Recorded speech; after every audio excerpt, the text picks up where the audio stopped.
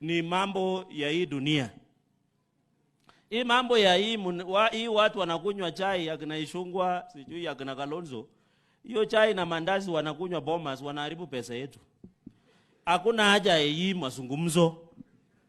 Ama nyinyi mnataka handshake?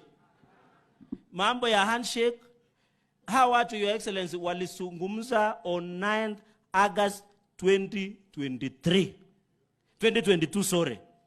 Na wakasema wazi, rais ni William Ruto, wewe ni naibu wake. Hii mambo watu wanaenda kuketi Bomas kukunywa chai na mandazi na kutupatia bill ya serikali bure, wanafanya nini? Now we want to ask, hiyo mazungumzo, there is no need. Tinga ni jirani yetu hapa. Akishinda nyinyi Nairobi, mimi tutafunga na yeka Kapsengere asipande, najua hapa kwake, asiwazumbue huko Nairobi. Na huyu mtu si mtu mzuri. Unaona hata, lakini wewe ni ndume. Unajua ulisema unachunga hapo fence. Naonanga unachunga, akijaribu kupitia fence, gate wapi, wendi huko area. Sasa amewachana na nyinyi, ameenda kwa Inspector General of Police. Mtu mdogo.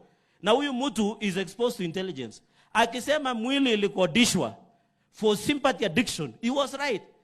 Which intelligence does Tinga get? And why is he attacking junior servants? Akitaka siasa apambane na Cherargei, ligi yako iko kubwa, wacha mimi ndapambana na yeye hapa chini na ma MCA. Hiyo ndio ligi yetu hapa, isiwasubwe.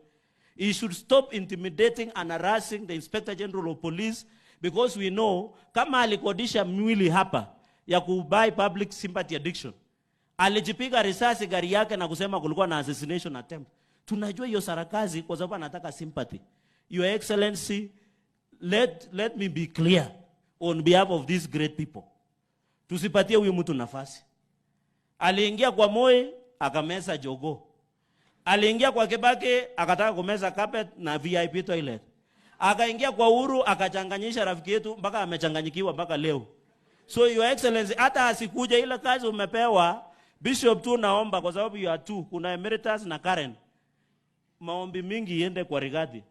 Kwa sababu hiyo mtu anaendanga Nigerian. So maombi mingi ndio ile ya maji ishindwe, hii ya Mwenyezi Mungu ishindwe. So I want to really request Your Excellency, na mambo finally, hii Presidential Working Party Education reforms we support, lakini mtueleze vizuri vile inakaa.